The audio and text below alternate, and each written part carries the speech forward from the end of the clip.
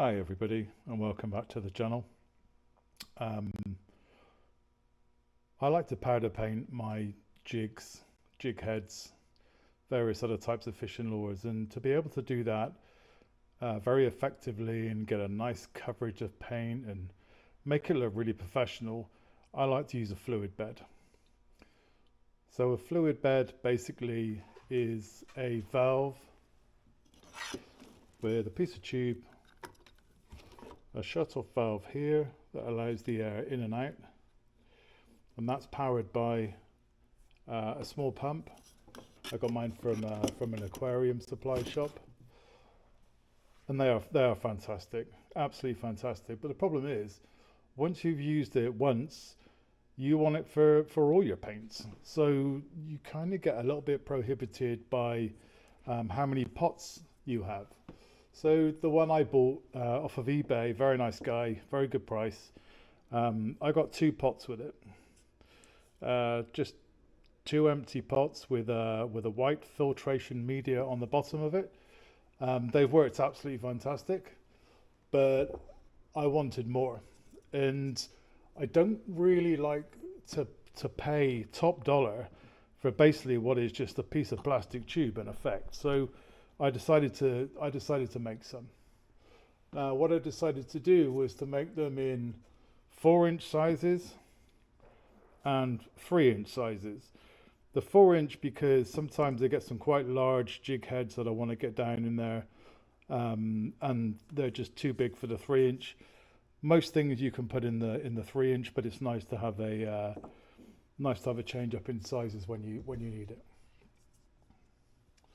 So just before I made this video, I had a look on eBay, and to buy 6 of these spare pots is about $30 posted.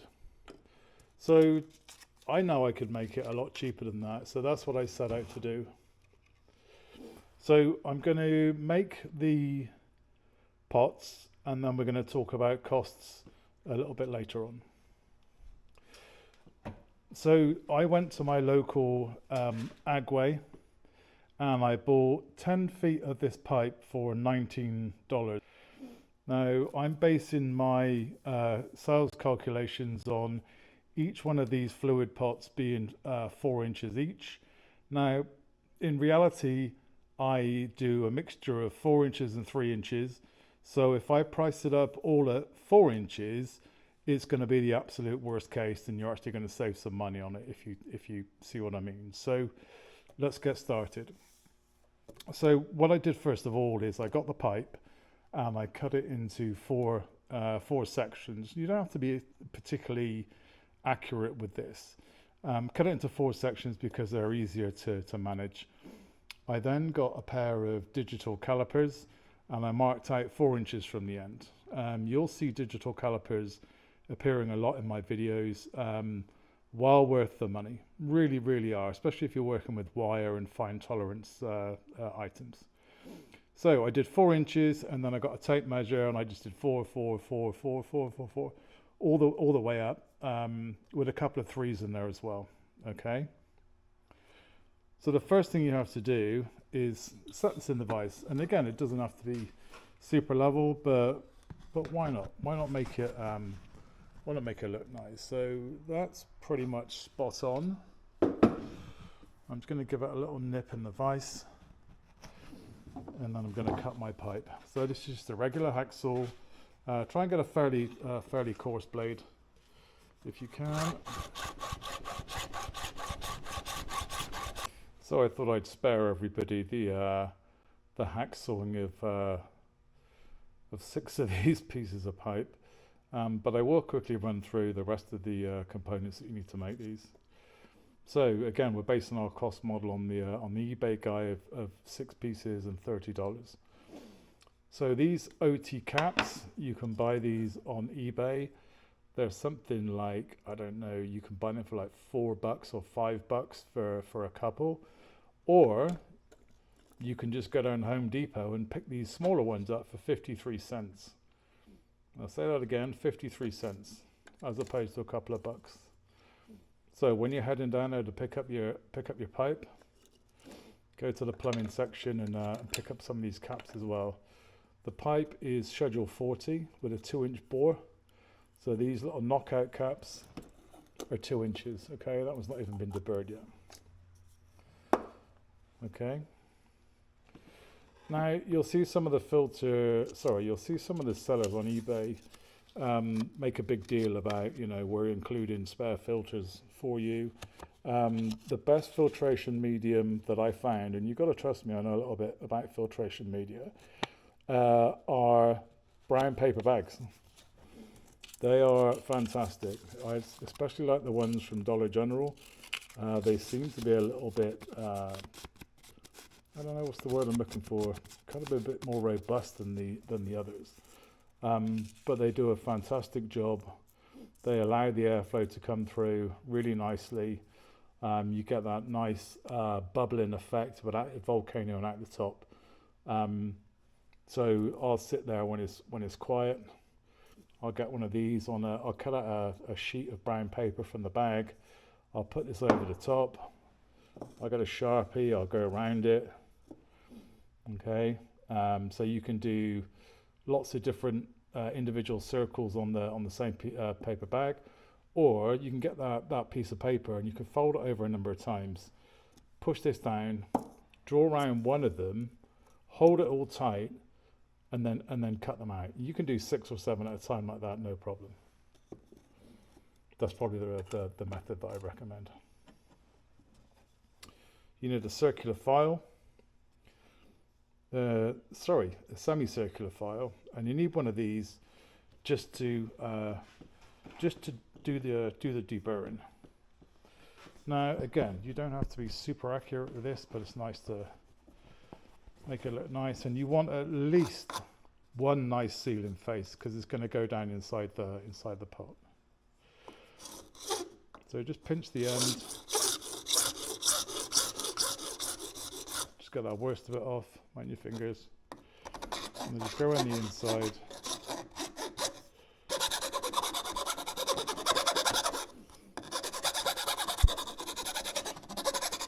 And worst of that off again. It doesn't have to be that neat. And then holding your file at an angle, just go around the outside. Take off any burrs where your hacksaw is.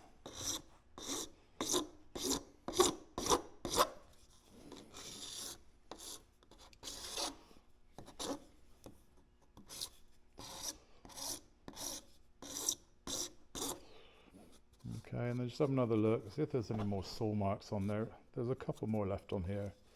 I'm just going to take those out because you want a fairly nice flat sealing face on this.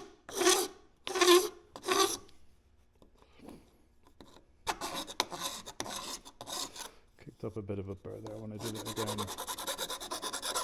But again, you're only making a pot for a fluid bed. It doesn't have to be a work of art. Plus you'll grind all this off later on, which I'll show you. Alright, so you've got your pot. Your pot's kind of done now.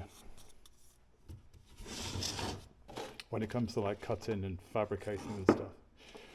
So what you need to do then, I'll try and zoom in on this. I'm by no means an expert with this yet. There we go.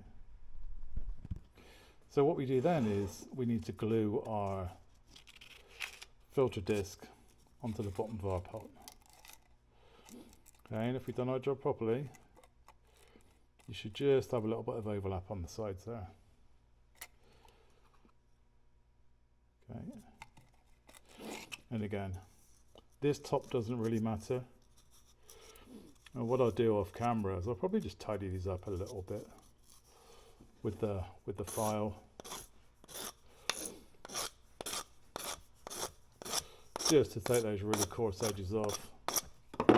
And on the inside, I kind of leave it, and I like to do that because it gives a better fit for the lids.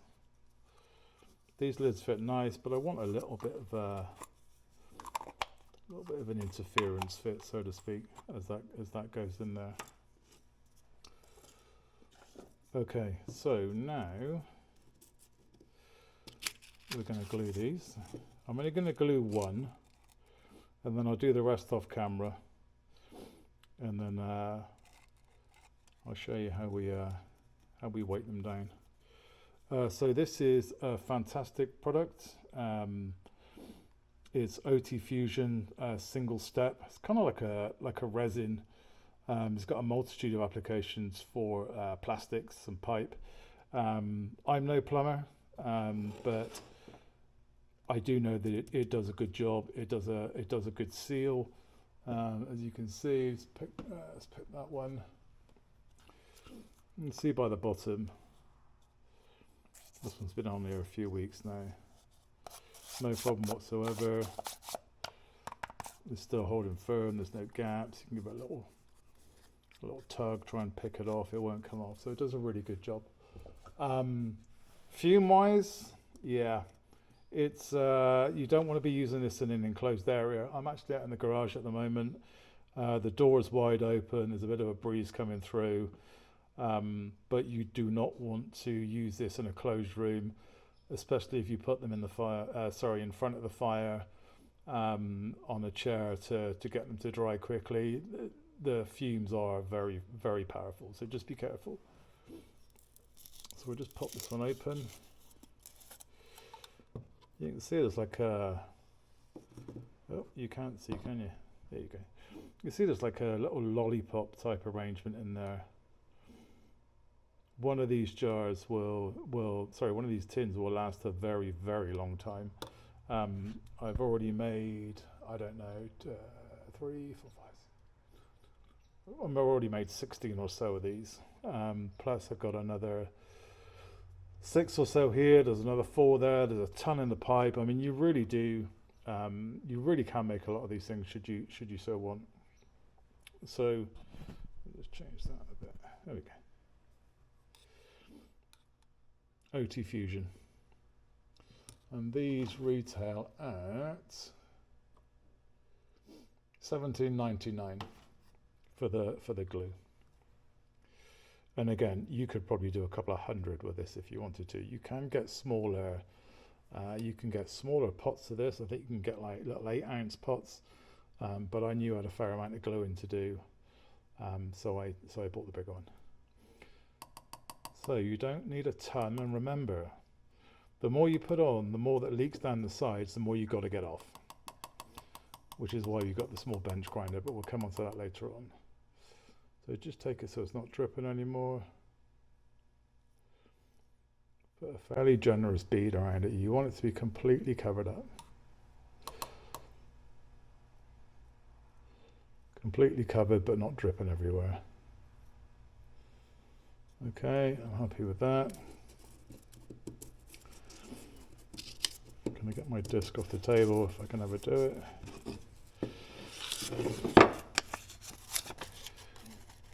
I'm just going to drop that on top.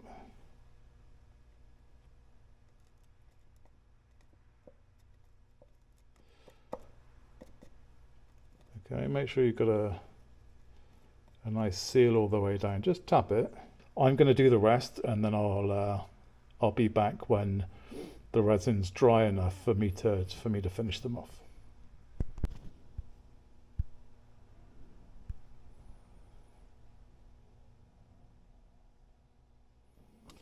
All right, so now we've cleaned those up. We've put a bead of glue around the top lip, and then we pushed our filter medium, the brown paper bag, on top. What I like to do now is just put them down on a piece of card, nice and firmly, and just press them. Just press them down into that filter paper. Now you could stack them upside down. You could put weights on top of them and things like that. I've never bothered. You'll get the occasional one that doesn't stick, but that's fine. I've got enough to make hundreds. So all I do is I re-stick it again. Let's put these last couple on here, like so. See the way that's sliding around a little bit? Just nice and firmly press it down, kind of squidge it so the glue's getting a nice seal with the paper and the pipe. You can see that one there. I didn't really want to go because it's starting to stick already, which is good. Pretty cold out here. I'd say it's probably 45, 50 degrees. It's chilling off a little bit. So as long as it's not super cold, you won't have any problems with the glue going off. All right, so we're going to leave these overnight because I want to show you how we fettle them to put them into our pot. As you can see, there's a nice radius on there,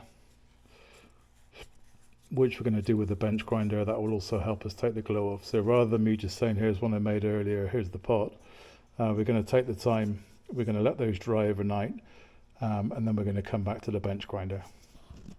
See you in a bit.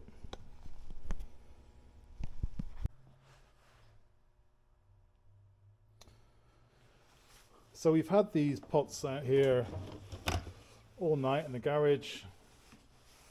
The glue is nice and cured off now. I'm going to show you how to finish them off. So don't be afraid to give them a tug. Make sure they're stuck on there, which it is. Same with this one. And what I like to do is just trim off any excess paper on the outside. Anything that's kind of overhanging. That one's pretty good. It just kind of binds up a little bit on the grinding if you don't get it all off. There we go, there's a little bit coming off of there. Alright, so for the next bit I like to use a small bench grinder or a knife sharpener, as this one is here.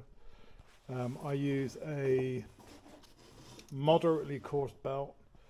You don't want it too coarse so it rips everything off, and you don't want it too light so it just tickles it and doesn't get the glue off. So you've got your bench grinder. Safety glasses, absolutely imperative. If I was doing a ton of these, I'd also wear my respirator over there, but I'm only doing a couple to show you, so it should be okay. So all we're doing is simply we're putting a beveled edge on this, and the reason we're doing that is so it goes into the fluid bed pot nice and freely. Okay, so you'll see how I work it. I kind of come around at an angle to put almost like a 45-degree chamfer on this.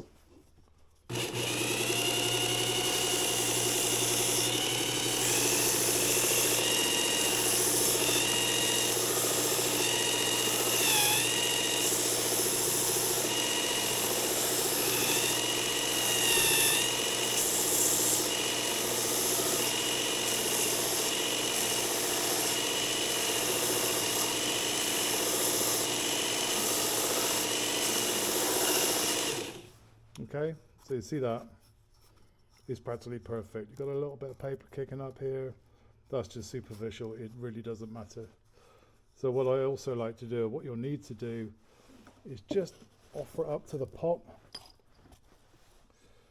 and see if you can get a fit down inside it. That was pretty, oh, that's upside down. That was pretty good. And again, that's a little bit tight, and the reason why it's tight is because you've got the residue of some glue on the outside here. I can see it there. So all we're going to do now is grind that off.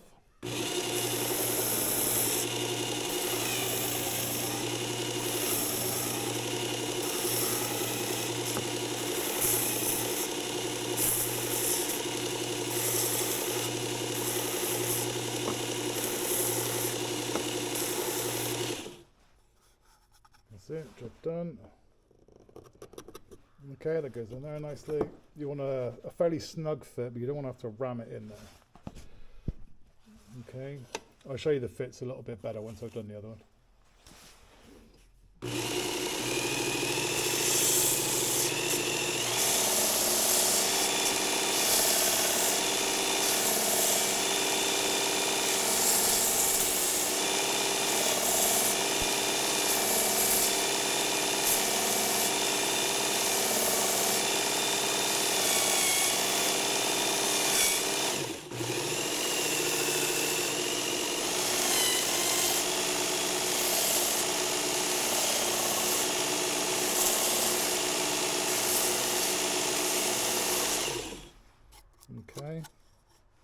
And again, this little bit here that's kind of peening over, it doesn't affect the filtration surface whatsoever. This one feels pretty smooth, but we're just gonna give it a little bit of a grind to get the material off.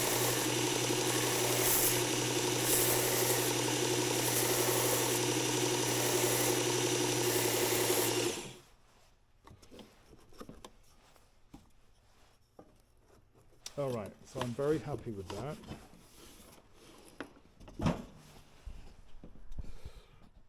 What we're going to do is we're going to do a live demonstration. Now, as luck would have it, the postman's bought some more of my favourite powders from Protec. This is a disco purple, and I'm going to do a whole video on the disco series of paints. I've got about 4 or 5 of these now. They are brilliant. And then also this is a candy purple. Again, I've got a candy pink and a candy red. You can see in one of my other videos how successful the candy pink is as I catch a fish live on film. I also lost one as well on that candy pink. So big fan of Protec, big fan of the candy series and the disco series. So let's see if it was all worth it. Okay, we've got ourselves 2 nice pots. The other ones over there I'll do later on. I've got nothing else queuing up for them at the moment. I can't remember whether I mentioned it or not. I did take a file and just go around and smooth some of the rough edges off inside and out. It really doesn't matter. It's just purely cosmetic because the caps are going to sit on these. Okay. Some of these are absolutely easier to work with than others. I found the black one from Protec can be a little bit problematic sometimes, as well as the watermelon pepper. Stuff with glitter and doesn't always want to play ball. Let's get that in there. This is the glitter purple, or the disco purple.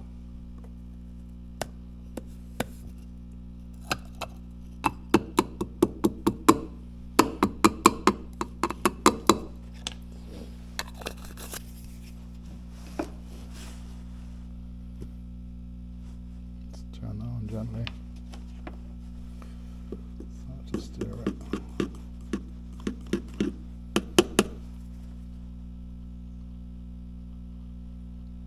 That's better already. I can start to see that moving up through there gently.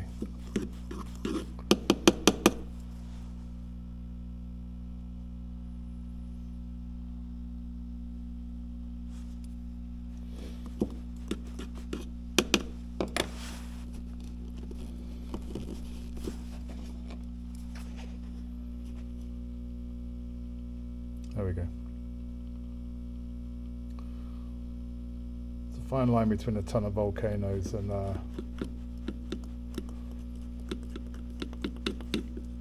nice fluid bed. There we go. See that working itself over itself now? Beautiful. That's what you're looking for. That is absolutely perfect. So I hope you've enjoyed this little tutorial, and I hope you've learnt a bit on what can be done with a little bit of creativity, ingenuity, bit of hard work by yourself and willing to put the time in. I'm going to finish off the other ones now, and then I'm going to start. I do have some other paints out there that I'm going to start transferring over, and you'll see these in action very shortly. Thanks for joining me. Please like and subscribe, hit that bell. Plenty more outdoor videos coming your way. Hope you've enjoyed this. Cheers.